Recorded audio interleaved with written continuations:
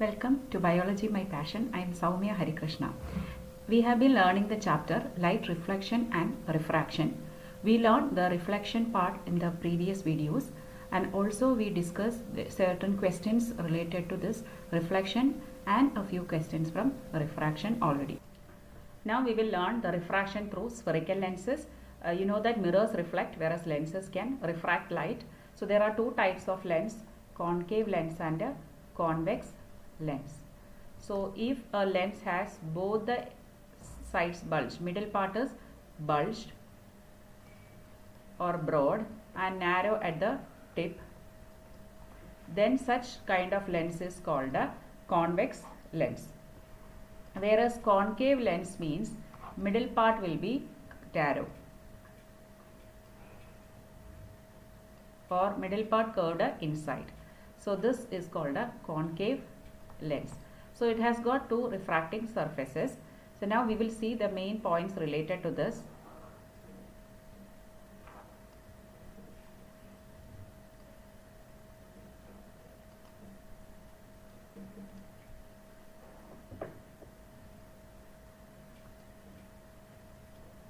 So the center of the refracting surface of the lens is called O or the optical center. For mirror we use the term pole. Here it is O or optical center. So here is the focus and here is the center of curvature. Here we are representing as F1 and 2F1, and the other side also, because it has got both the sides. So this side it is F2 second focus, and this is the center of curvature on the other side 2F2. The same way, if you look at the concave mirror,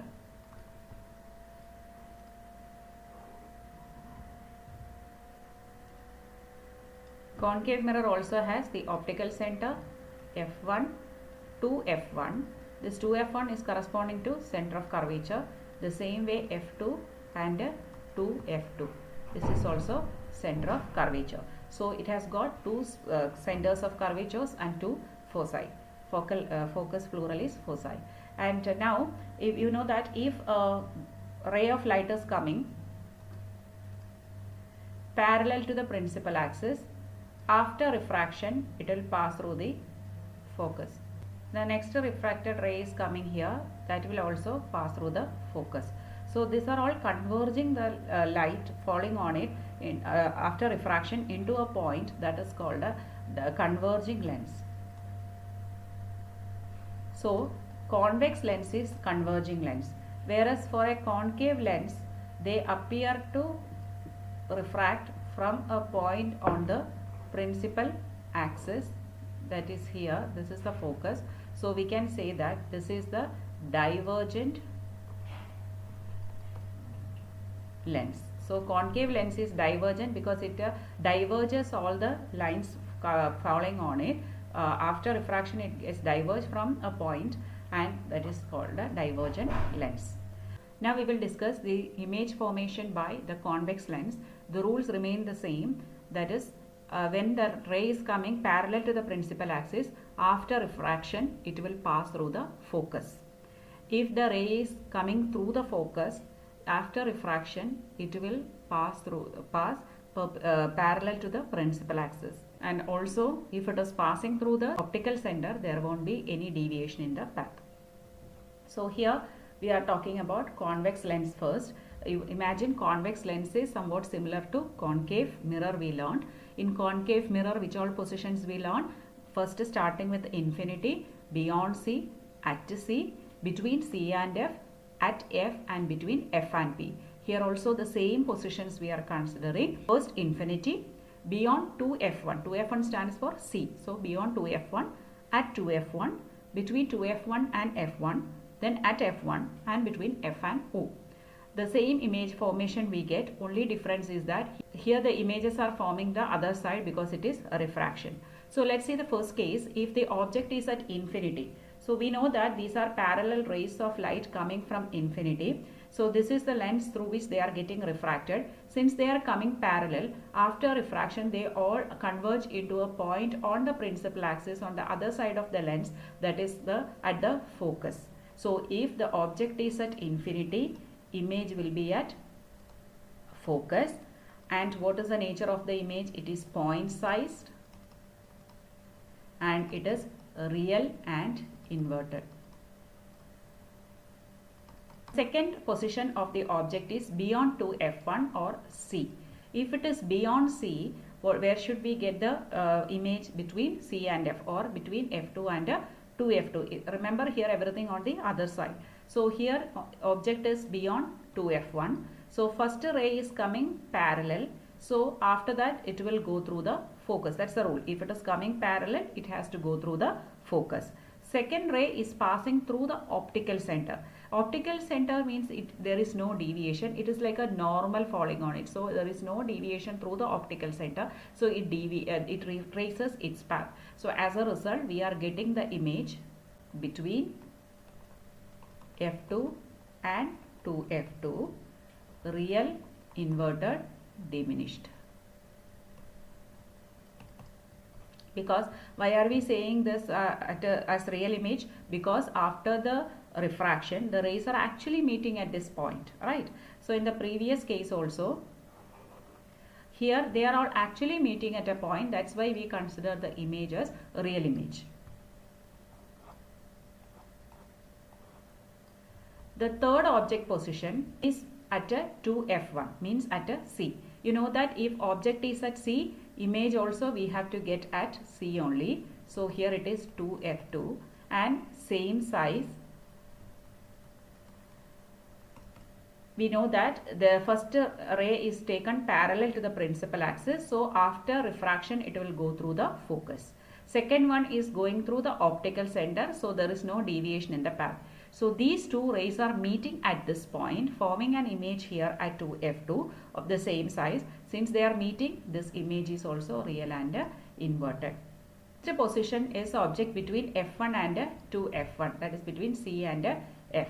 Okay, so if that is the case, so first line is going parallel, so it is going through the focus.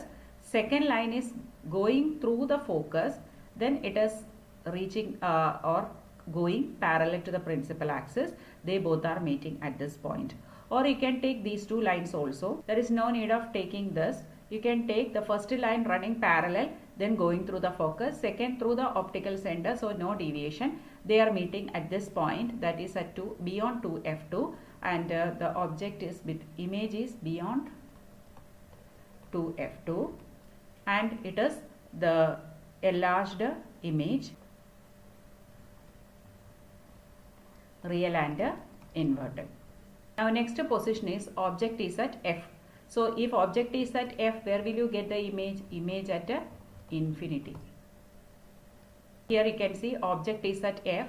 First line is going parallel to the principal axis. So it is going through the focus after refraction. Second line is passing through the optical center. Without any deviation, it can retrace its path. But this is forming an image at infinity. Now the last position is between F and O, or the optical center. If it is between F and O, only in this case the image will be forming in front of the lens or the same side, and it is an enlarged image.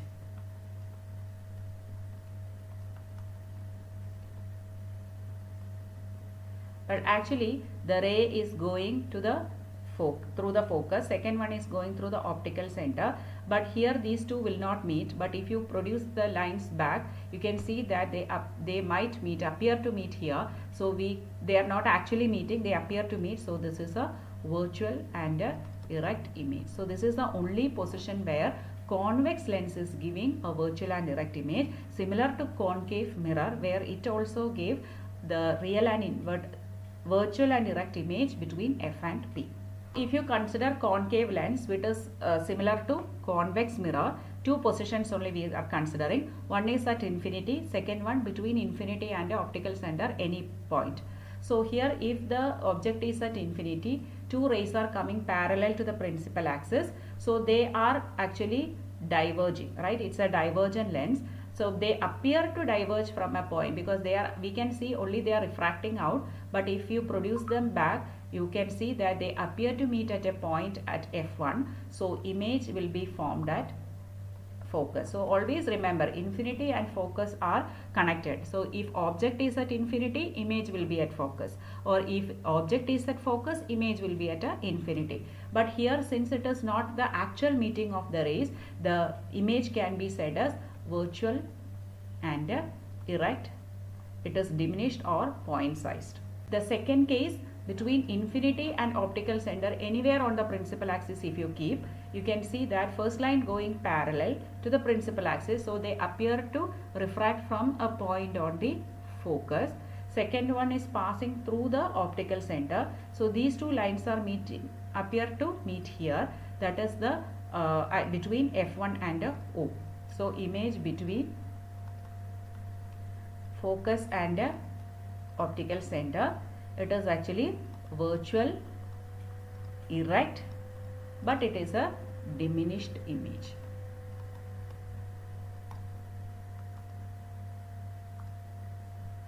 We found if it is a convex lens, what will it form? It can form real and inverted image on all positions except the last one between F and O, where it is virtual and erect. It could produce diminished image, enlarged image, or image of the same size. All were possible. So it is similar to what? Concave mirror. Concave mirror and convex lens can produce real and inverted image, virtual and erect image, diminished image or enlarged image or same size image, all are possible. Whereas when we consider concave lens, only diminished image, but always virtual and erect. So that means it is similar to convex mirror. Okay, so concave mirror and convex lens can form all types of images, whereas concave lens or convex mirror will form only diminished, virtual and erect image. Now we will learn the lens formula. Lens formula is the opposite of the mirror formula, that is 1 by f is equal to 1 by v minus 1 by u. Here it is minus, mirror was plus. So here again f is the focal length, v is the image distance, that is the distance between the image and the lens, u is the object distance, that is between object and the lens. So Cartesian sign convention we are following here also. All the values will come to the right side are positive, left side are negative. Above is positive, above the principal axis it is positive, below the principal axis it is negative. So u is invariably negative for convex as well as concave lens. Then focal length is negative for concave lens and positive for convex lens. Height of the object is positive. All these three are applicable to mirrors as well. But when it comes to v, that is image distance can be negative for concave lens, because always it is forming on the same side of the lens, and also in the case of convex lens it is only when the position of the object is between f1 and o, a virtual and erect image is formed on the same side. The same way hi as usual, if it is a real image it is always inverted, so hi is negative. If it is a virtual image it is erect and it is positive.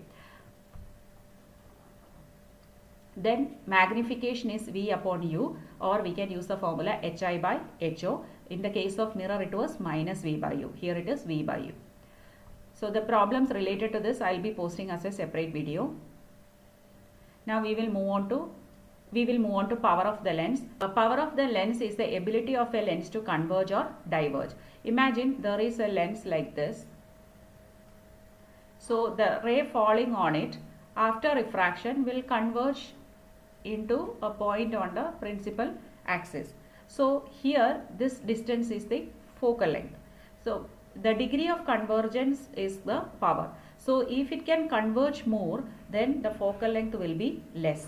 The next lens, we are taking a thin lens. In the case of thin lens, see the convergence will be like this. So what happens to focal length here? The focal length is more here. But even thicker lens if you take, very thick lens, then the convergence is very high. So this ability to converge more is called the power. So we found that when the power is more or the convergence is more, what happens to the focal length? Focal length is very less. So we can say that power is inversely proportional to focal length. So power we find out as the reciprocal of focal length in meter. Okay. So whatever be the focal length, its reciprocal in meter is the power of that particular lens. Always remember, lens with a thin lenses or with a more focal length will have less power, or thick lens with a less focal length will have more power. So usually we are measuring power with the unit diopter. To find out power, I told we have to convert it into meter. Usually focal length will be given in centimeter. Children always forget to convert, but make sure that you are converting it, because if you are getting it in centimeter, it is centimeter divided by 100 is the meter.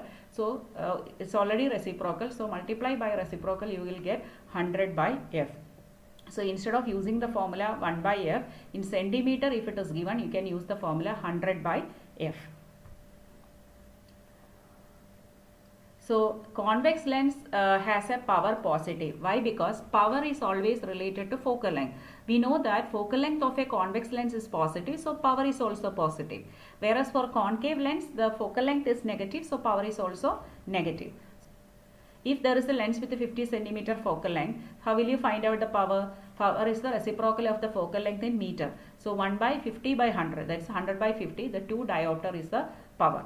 But sometimes we use combination of lenses. So here there is a concave lens of -2 diopter power and a convex lens of plus 1.5 diopter.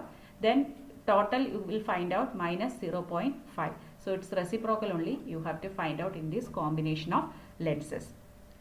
I am not adding numericals here. I have already posted physics numericals, including the light numericals as well as the numericals from the electricity chapter. And also I have posted exclusively reflection numericals.